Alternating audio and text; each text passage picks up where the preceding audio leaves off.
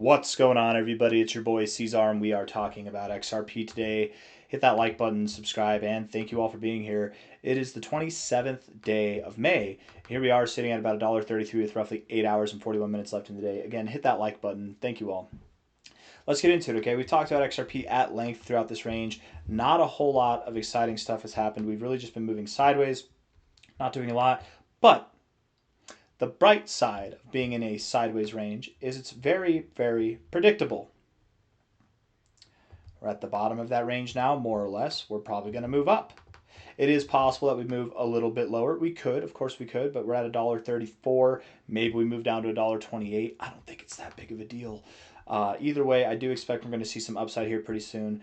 The thought this time and this time was that we would break, and even this time was that we'd break out and we'd move up to $2.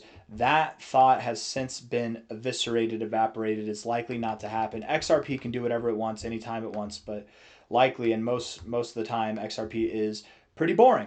That is what its style is. It likes to be boring, and then when nobody's paying attention to it, that's whenever it pumps. I feel like too many eyes are on it still. You're probably going to be boring. So with that, range bound seems to be the name of the game. We're at $1.34 right now, $1.33.7.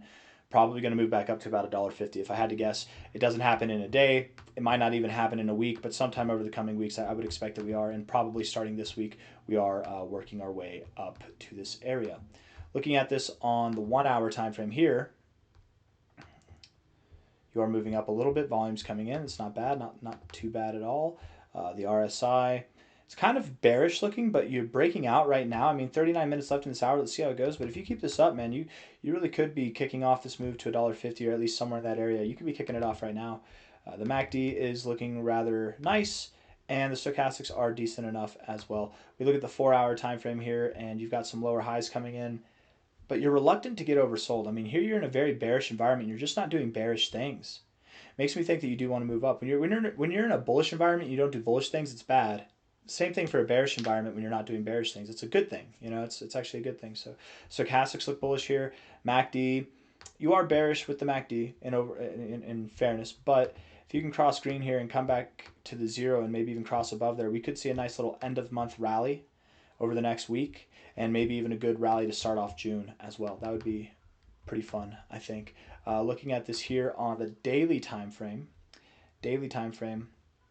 RSI is at the 36 area. Perfect time to move up. You've been finding support right here at this 35, 30, 36 area for months now, since February. And you've also been finding support here in the price area as well. Stochastics are reset, looking like they want to come out of the overbought or oversold zone. Yeah, it looks good, guys. It actually looks really good. Hold on. No, we don't want that. Daily time frame. Daily time frame, the MACD also has a little bit of bullish divergence as well. Yeah, higher lows here in the histogram. Higher lows right there, yeah. Higher lows in the stochastics. The RSI is where it normally bounces, but the stochastics and the MACD together with the bullish divergence coming out of the oversold zone, looking like it wants to cross back above the zero. This is all very positive stuff. Very positive stuff in what's been a very neutral range. I'm not holding my breath over anything, right? I'm not saying that it's going to be the most exciting pump. We're moving up above $2 now. Maybe it does happen, but my expectation would at least be that we move back to the upper ends of this range, which, you know, $1.48, $1.57, something in that area. I could see that happening. I don't really have anything else to say based off of the time frame that we've seen before. You know, from a low here to a high, it took you 4 days. From a low here to a high, that took you 17 days. From a low here to a high, it took you 12. And then from a low here to a high, that took you 15. So likely you're not going to see this take place in less than a week. It's probably going to be about 2 weeks' time or more. So 12 days from now would be the beginning of June, June 4th.